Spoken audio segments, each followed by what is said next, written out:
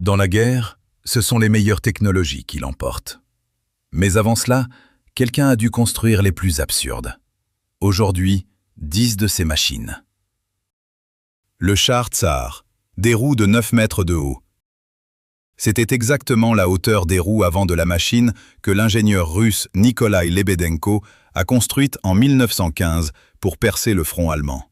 L'idée est venue des Arbas d'Asie centrale, des charrettes aux roues immenses qui franchissaient facilement n'importe quel nid de poule. La logique était simple, plus la roue est grande, meilleure est la mobilité. Lebedenko a construit une maquette en bois et l'a montrée en personne à Nicolas II. La maquette roulait allègrement sur un tapis, franchissant des piles de livres. L'empereur fut impressionné et débloqua 210 000 roubles de ses fonds personnels. De jeunes ingénieurs, Boris Stechkin et Alexandre Mikoulin, participèrent également au projet. Ils deviendront plus tard parmi les plus grands concepteurs aéronautiques soviétiques. La machine fut construite dans le secret, d'abord à Khamovniki, puis dans une forêt près de Dimitrov. Le 27 août 1915, le char Tsar était prêt. 9 mètres de haut, 17 mètres de long, 60 tonnes. 2 roues de 9 mètres de diamètre à l'avant et un petit galet directeur à l'arrière. L'idée était que les roues géantes franchiraient n'importe quelle tranchée et n'importe quel obstacle, en portant une coque blindée armée de canons. Dès les premiers essais, la machine s'est mise en mouvement, a fauché plusieurs boulots, puis s'est enlisée définitivement. Le galet directeur arrière s'est immédiatement embourbé dans un sol meuble. Le poids de la machine était mal réparti. La plus grande partie de la charge portait justement sur ce galet, et non sur les immenses roues avant. Les roues tournaient, mais ne pouvaient pas dégager le galet. Toutes les tentatives pour déplacer le char Tsar échouèrent. La commission de réception rendit un avis négatif. Nicolas II coupa le financement. Jusqu'en 1917, la machine resta gardée dans la forêt, sur le site des essais. Puis vint la Révolution, et on l'oublia. En 1923, le char Tsar fut démonté et envoyé à la ferraille. Le Panjandrum. 2 roues en bois d'environ 1,50 m de diamètre, reliées par un axe portant une charge explosive. Sur les côtés, 70 fusées à la cordite. Le département britannique de développement de l'armement auxiliaire a créé cet engin en 1943 pour percer le mur de l'Atlantique. Les Allemands avaient construit le long des côtes européennes une ligne continue de fortifications en béton et les Alliés avaient besoin de quelque chose capable de briser ces murs lors du débarquement. L'idée était que le Panjandrum roulerait hors d'une barge de débarquement, prendrait de la vitesse sur la plage jusqu'à 30 km/h et détruirait les fortifications par la force de l'explosion. Les premiers essais eurent lieu en septembre 1943 sur la plage de Westward Ho, dans le Devon, en plein milieu des vacanciers. L'arme secrète était testée sur une station balnéaire fréquentée. Le Panjandrum démarra, roula sur quelques mètres, puis plusieurs fusées de la roue droite tombèrent en panne. L'engin quitta brutalement sa trajectoire. Les ingénieurs ajoutèrent encore des fusées, puis une 3e roue, puis des câbles d'acier pour le diriger. Les câbles se rompaient et fouettaient la plage. Les fusées partaient en direction des spectateurs. En janvier 1944, des officiers de la marine, des scientifiques et des photographes officiels furent invités aux essais finaux. Le Panjandrum roula sur la plage, plusieurs fusées se détachèrent immédiatement et l'engin tout entier décrivit un cercle chaotique et enflammé, projetant des fusées dans toutes les directions. Les officiers s'enfuirent en courant. Le caméraman officiel eut à peine le temps de s'écarter. Les images de ces essais ont été conservées et restent aujourd'hui l'un des échecs militaires les plus connus filmés en vidéo. Le programme fut fermé. La plateforme volante Healer. Une plateforme volante monoplace.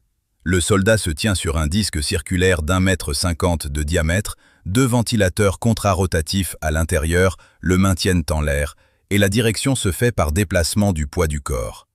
Aucune formation de pilote n'était nécessaire. L'idée était que n'importe quel soldat maîtriserait la plateforme en quelques minutes. La société Healer Aircraft a développé l'appareil sous contrat avec le Bureau de recherche navale des États-Unis en 1953. L'idée était séduisante. Un soldat sans formation de pilote survolerait les tranchées, les barbelés, les champs de mines et les ponts détruits. Le premier vol libre eut lieu en janvier 1955. Au début, les essais se déroulaient avec un câble de sécurité tendu entre deux pylônes. La plateforme se comportait plutôt bien en vol stationnaire. La couverture du magazine Collier's, en avril 1955, montrait une photo du pilote suspendu dans les airs sans appui visible. Mais lors du passage au vol horizontal, un défaut insurmontable apparut. La physique même qui rendait la plateforme stable en vol stationnaire l'empêchait d'accélérer. En s'inclinant vers l'avant, le bord d'attaque du conduit d'air produisait davantage de portance et remettait automatiquement l'appareil à l'horizontale. Vitesse maximale, 26 km/h. Un piéton la dépassait en courant. Par vent latéral, la plateforme devenait imprévisible. En 1958, l'armée rendit ses conclusions. Trop lente, trop vulnérable, inutile au combat. 6 prototypes furent construits. Le Chrysler TV8. En 1955, le constructeur automobile Chrysler proposa à l'armée américaine le char du futur. La conception était radicale et, si on la regarde aujourd'hui, tout simplement extraterrestre.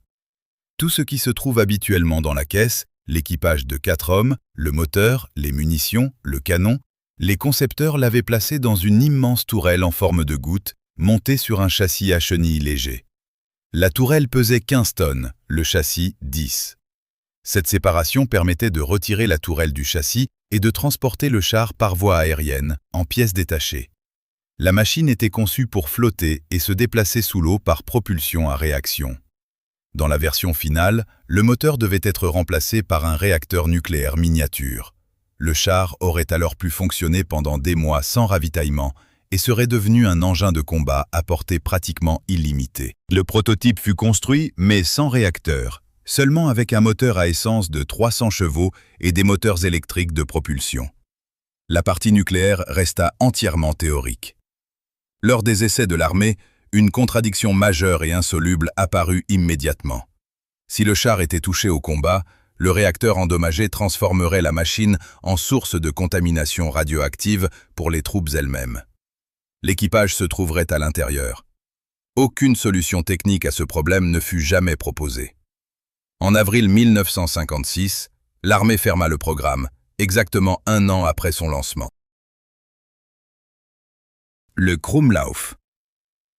Un embout pour le Sturmgewehr 44, courbant le canon à 30 ou 45 degrés. Il était accompagné d'un viseur périscopique à miroir, permettant aux soldats de tirer depuis un abri sans se découvrir. Les ingénieurs allemands l'ont conçu en 1943 pour répondre à un problème de combat précis. L'équipage d'un char ne pouvait pas abattre l'infanterie qui s'approchait tout près du véhicule, dans l'angle mort autour de la coque, une zone qu'aucune arme réglementaire ne pouvait atteindre. La version pour char se fixait à l'écoutille et permettait de tirer vers le bas et sur les côtés. Une version pour l'infanterie fut ensuite développée pour tirer depuis des tranchées ou depuis des angles de rue sans risquer de se découvrir. Une version pour la mitrailleuse MG42 fut également produite. Le fabricant annonçait une durée de vie de 6000 coups. L'idée fonctionnait en théorie. En pratique, les lois de la physique se révélèrent plus fortes.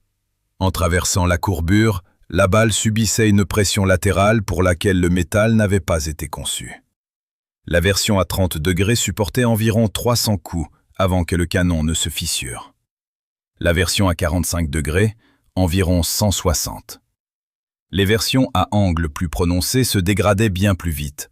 De plus, à chaque tir, une partie des balles se fragmentait à l'intérieur de l'embout, transformant l'arme en quelque chose entre un fusil et un fusil à pompe. Les ingénieurs percèrent des trous d'aération dans le canon pour évacuer la pression. La précision chuta encore davantage, et les gaz brûlants giflaient désormais le visage du tireur. Aucun de ces problèmes ne fut jamais résolu. L'embout fut néanmoins produit et distribué aux troupes. Les rats explosifs. En 1941, le Directoire britannique des opérations spéciales acheta environ 100 rats à un fournisseur londonien, officiellement pour des expériences de laboratoire. Un agent se présenta au vendeur en se faisant passer pour un étudiant en sciences naturelles. Cela n'éveilla aucun soupçon. Les rats étaient tués, ouverts avec soin, remplis d'explosifs plastiques, puis recousus de manière à ressembler, de l'extérieur, à de simples rats morts que l'on pouvait trouver dans n'importe quel entrepôt. Le calcul était simple et, en principe, logique. On glissait un rat dans le tas de charbon d'une chaufferie allemande, dans un nœud ferroviaire, une usine ou une centrale électrique. Le chauffeur le jetait dans le foyer avec le charbon, sans le regarder. L'explosion à l'intérieur de la chaudière la détruisait et mettait l'installation hors service pendant des semaines. Pour ce sabotage, nul besoin d'agents armés. Un seul rat mort dans un tas de charbon suffisait. Le premier lot fut intercepté par les Allemands, avant même d'avoir pu être dispersé vers ses cibles. Le programme fut arrêté. Mais le commandement allemand ne savait pas combien de ces rats pouvaient déjà se trouver sur le territoire occupé. Des échantillons furent photographiés et envoyés aux établissements militaires d'enseignement du Reich. Toutes les chaufferies furent inspectées. Les chauffeurs reçurent l'ordre d'examiner chaque pelletée de charbon avant de la jeter dans le foyer.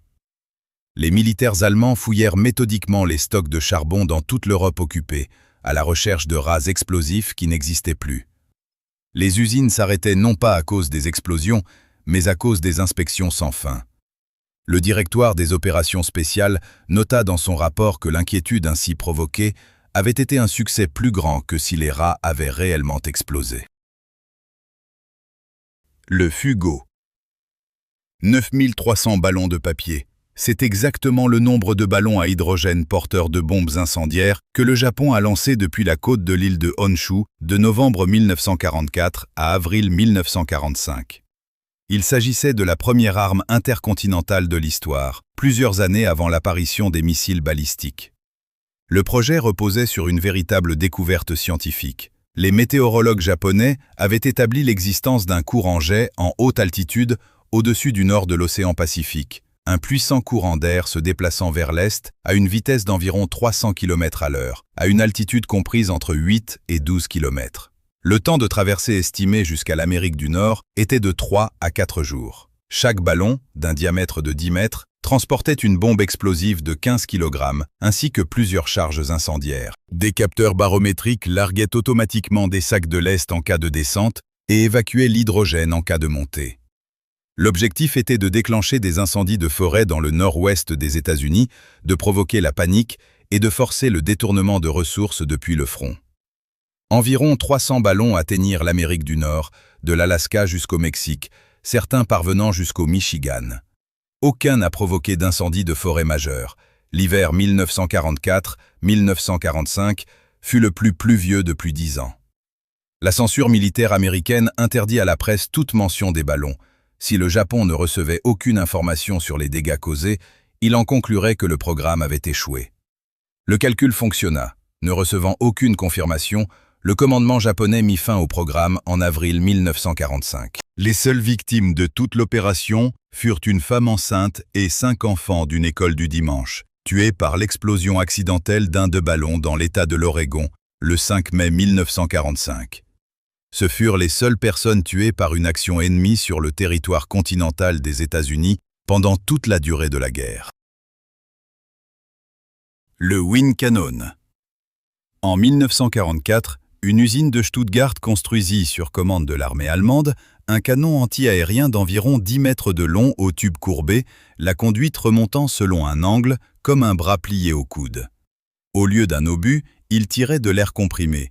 L'explosion d'un mélange d'hydrogène et d'oxygène créait un point d'air dense, censé atteindre les bombardiers ennemis et les détruire en plein vol par l'onde de choc. L'idée venait de l'inventeur autrichien Mario Zippermayer, qui travaillait déjà sur plusieurs autres projets exotiques. En 1944, le commandement allemand était prêt à essayer n'importe quoi. Les Alliés bombardaient les villes allemandes presque sans opposition, et l'artillerie anti-aérienne traditionnelle faisait face de plus en plus mal aux raids qui s'intensifiaient. Sur le terrain d'essai de Hillersleben, le canon perçait une planche de bois de 25 mm à une distance de 200 mètres. Le résultat était impressionnant au sol. Sur le terrain, tout se passa différemment.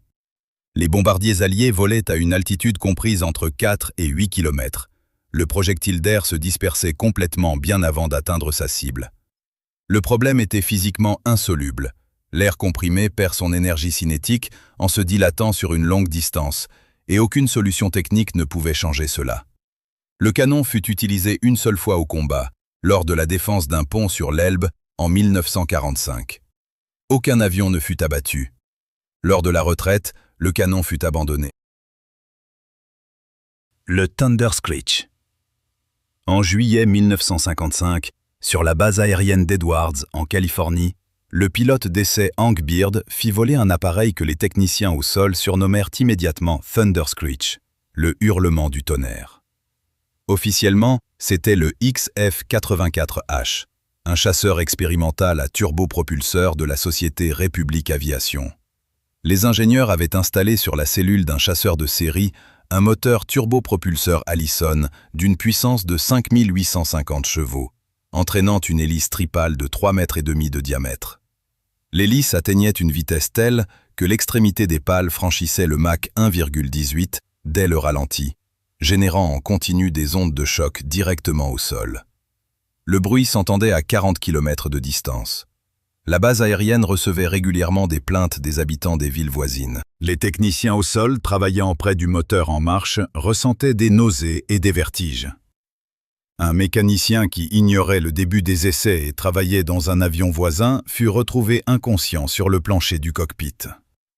Toutes les communications avec le personnel au sol se faisaient exclusivement par signaux lumineux. Il était impossible de se parler à proximité.